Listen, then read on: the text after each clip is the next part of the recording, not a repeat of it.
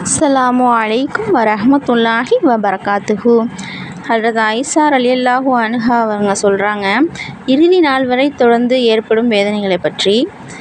பாவிகளுக்கு புதைக்குழியோட வேதனை ரொம்ப கடுமையாக இருக்குமா. அவங்க மேலே கருணாக பாம்புகள் சூட்டப்படுமா.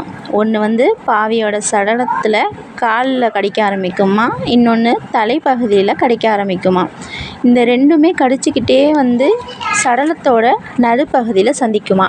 இந்த வேதனையை குறித்து அல்லாஹ் ரஹ்மான் குரானில் என்ன சொல்கிறான் அப்படின்னா, அவர்களுக்கு முன் ஓர் அரண் ஏற்பட்டுவிடும், அதில் உயிர் கொடுத்து எழுப்பப்படும் நாள் வரை தங்கி விடுவார்கள் அப்படின்னு அல்லாஹ் குரான் வசனத்தில் சொல்லியிருக்கான். இதன் காரணமாக இதை பற்றி பேசுகிறப்ப ஹஜ்ரத் உதுமான் ரலியல்லாஹு அன்ஹு அவர்கள் புதைக்குழியோட வேதனை பற்றி சொல்கிறப்ப அப்படி அழுதுருக்காங்க. அழுது அவங்களோட தாடியெல்லாம் நனைஞ்சு போயிருக்கு. நபி ஸல்லல்லாஹு அலைஹி வஸல்லம் அவங்களும் துவாக்களில் புதைக்குழியின் வேதனையை விட்டு பாதுகாக்குமாறு அல்லாஹ்ட்ட அதிகமாக துவா செஞ்சுருக்காங்க.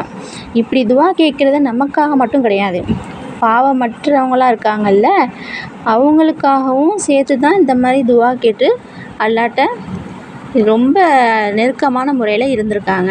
நமக்கெல்லாம் ஒரு முன்மாதிரியாக அப்பவும் சரி இப்பவும் சரி ரசூலுல்லாஹ் இருக்காங்க. அல்ஹம்துலில்லாஹ். புதைக்குழியில் நடக்கிற வேதனையை குரலை நீங்களும் கேட்கணும் அப்படின்னா அல்லாஹ்ட்ட துவா கேட்டிருப்பேன், ஆனால் நீங்கள் சடலத்தை புதைப்பதை விட்டுட்டு வெறுண்டு ஓடிடுவீங்க அப்படின்னா நான் துவா கேட்கலை என்று நபி ஸல்லல்லாஹு அலைஹி வஸல்லம் அவங்க சொல்லியிருக்காங்க. அல்லாஹ் ரஹ்மானே, நம்மளும் அல்லாஹ் ரஹ்மான்கிட்ட துவா செய்கிறோம். எதுக்காக துவா செய்கிறோம்? காசு, பணம், வீடு, சொத்து, அந்த உலக ஆசைகளுக்காக துவா செய்கிறோம். நம்ம புதைக்குழியில் எவ்வளோ வேதனை இருக்கும், அதுக்காக துவா செய்வோம். அல்லாஹ் பாதுகாப்பானாக. அஸ்ஸலாமு அலைக்கும்.